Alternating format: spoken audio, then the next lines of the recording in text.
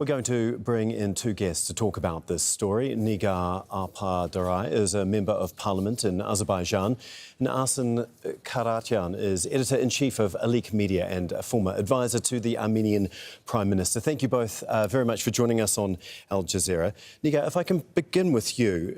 Armenia is calling for a complete withdrawal of Armenian forces from Nagorno-Karabakh. Armenia says it doesn't have any there. What proof do you have that there are forces, Armenian forces there? Well, thank you very much for having me. It's like the whole situation over Karabakh. First of all, I would like to kindly ask you not to use the word Nagorno-Karabakh. We don't have such a region. The region is called Karabakh.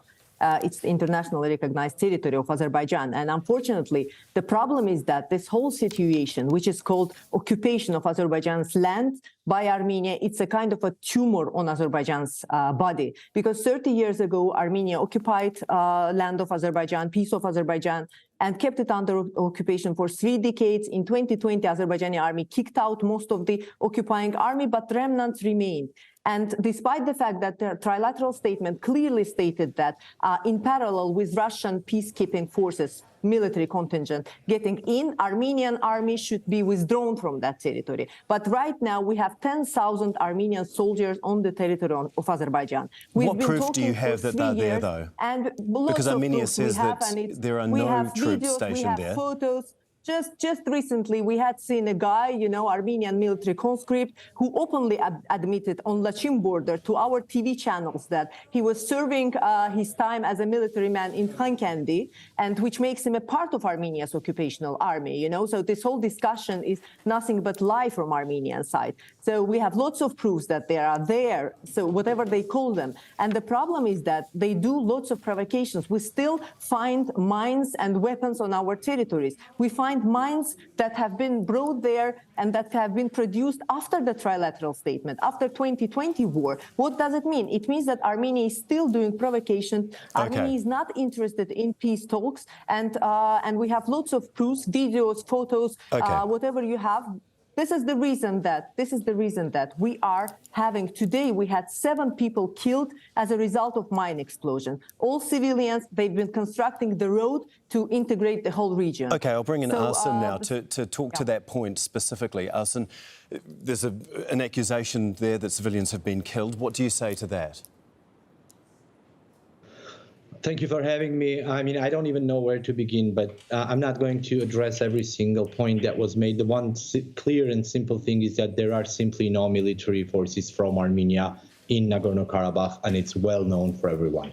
There are Russian peacekeepers. There is quite a tight control by Azerbaijan, as for the last 9 months, your government, Nigar, has been blockading the Lachin corridor. You have imposed new basically function for people to move around. You have been knowing every single person who have been going out and in, most of them not going in, but going out with the Red Cross just because of their health conditions. Even with their health conditions, you've been arresting people and taking them to Baku. Everybody knows this. So now you're talking about some 10,000 people in Nagorno-Karabakh. 10,000 people of Armenian military being there is not even funny. I mean, I don't even know how to address that. Now, with regards to mines, yes, there are mines. Unfortunately, this is post-war. And I think that, as you know, Armenia has given whatever maps it had on the mines so that the demining situation goes on. On the other note, you're talking about the peace process and Armenia being the destructive side. Armenian Prime Minister has been yelling out of his head, talking about the peace process.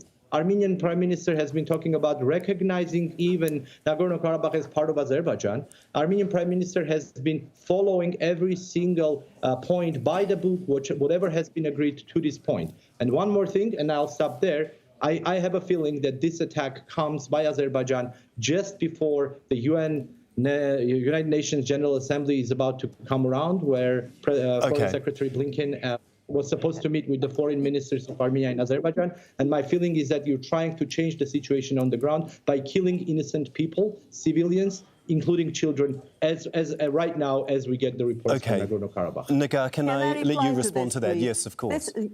it just appalls me how Armenian side likes to play victim. Always it plays victim. Now, Karabakh is Azerbaijan's internal part. It's internationally recognized territory of Azerbaijan. I am telling you that we have military men, Armenians, confirming that they have been serving in Hанкенди. We have videos of that, dozens of videos. You can check Twitter, X platform. Moreover, territorial claims of Armenia towards Azerbaijan are mentioned in Armenian constitution, in its declaration of independence. It has been confirmed by Armenian Constitutional Court. So Prime Minister Pashinian can say whatever he wants. Unfortunately, he says one thing. He says that he recognizes Azerbaijan's territorial integrity. Then he sends congratulatory letter to separatists in Karabakh. He supports openly, directly and indirectly finances Karabakh separatists, these warlords, these criminals there that are keeping Armenians of Karabakh as hostages. This whole manipulation like blockade, as you are saying, so-called blockade, it was not blockade, it was self-isolation by these leaders of separatists supported by Armenia. You know why? Because they wanted to keep hostages of Armenians. They don't want integration of Azerbaijani. They don't want integration of Armenians to Azerbaijani society. We are decisive to enforce Azerbaijan's constitution over all of its territory. Okay. And if you care about Armenians of Karabakh, you should let them integrate into Azerbaijani society. We guarantee all the rights to them as per Azerbaijani constitutions, as all the other nations living together in Azerbaijan have. They will have much better life when this happens. The only problem is that these militants avoid that. The main obstacle for that is militants supported by Armenia's government, by Prime Minister Pashinian. Arsen, what is your response to that? I mean, we can get into the ongoing, endless discussion on history. I can address to your own independence declaration, where you actually announced yourself as part of the Musawafit Azerbaijan, which does not have Nagorno-Karabakh in it. You know better than myself that Nagorno-Karabakh has never been part of independent Azerbaijan. You know that Nagorno-Karabakh had a special status during the USSR. Please. Open maps presented to UN. Open maps and see where Karabakh is. You're still keeping prisoners of war from the 44-day war, who you probably are continuously harassing and putting them in front of the camera so that they can give you whatever you want to. You kidnap people on the border. I mean, you want to go into this back and forth. I right now am seeing people are starving.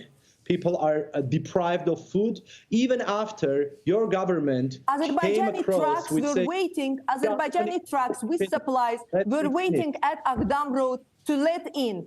You have blocked them. Armenian separatists have blocked them.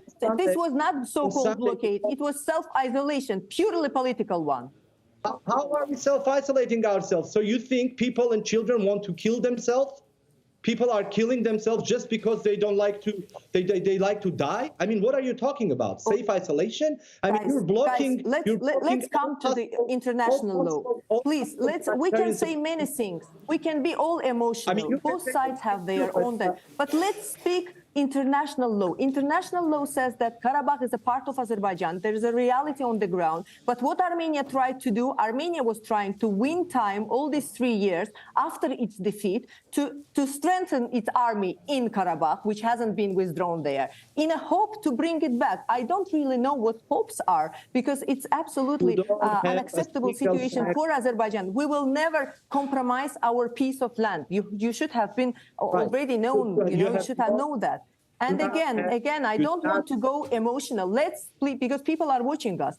What international law says that it's unacceptable that Armenian army is in Karabakh. It's unacceptable that we find landmines produced in Armenia in 2021 after the war, after trilateral statement. It's unacceptable that today we lost 7 people, 7 civilians lost as a result of mine explosions. Is it acceptable for any country in the world? It's unacceptable that you're attacking and shelling our civilians, your civilians, if you're called. It's absolutely clear. I'm sure that our army will act in a surgical way. You know, they are targeting only military targets, only military infrastructure. They will never touch civilians. And our Minister of Defense was very clear about that with their statements. We are not touching civilians, absolutely not. Armenians of Karabakh are Azerbaijani citizens. We are giving them all the rights within the framework of our constitution. Can you just let Arsen jump in here? Thank you. Yeah, if I can add at least something, right? I mean, how come the civilians are dying then? If you're talking about the integration, maybe you should stop shelling and or continuously humiliating those people. Maybe your state television should stop calling them animals and cats and call them all kinds of different things that you can adopt and reintegrate. Forced integration is not integration. Our understanding is if we actually genuinely want to have some kind of peace in the prospect, there must be a dialogue where the parties should engage. And I believe personally that the Armenia-Azerbaijan peace, if it ever occurs, let me finish, please, the Stepanakert-Baku dialogue should be in place. Now, at this point, when you've pretty much starved the people, you brought them to the point where they couldn't get medical treatment, you brought them to the point where they basically have nowhere to go, they feel claustrophobic. This is not true. Now, because Azerbaijani tracks they're waiting at the road, at Agdam Road. They weren't let in. Please, I want everyone, don't mislead people. Don't mislead people who will be watching this program. We had our trucks with supplies for days waiting to be able to enter this territory. We're going to have to leave it there, but we really do appreciate your time. Political manipulation. Nigar Apadarai, Member of Parliament in Azerbaijan, and Arsen Karatyan, Editor-in-Chief of Elite Media and former advisor to the Armenian Prime Minister. We really do appreciate your time and appreciate your insight. Thank you so much.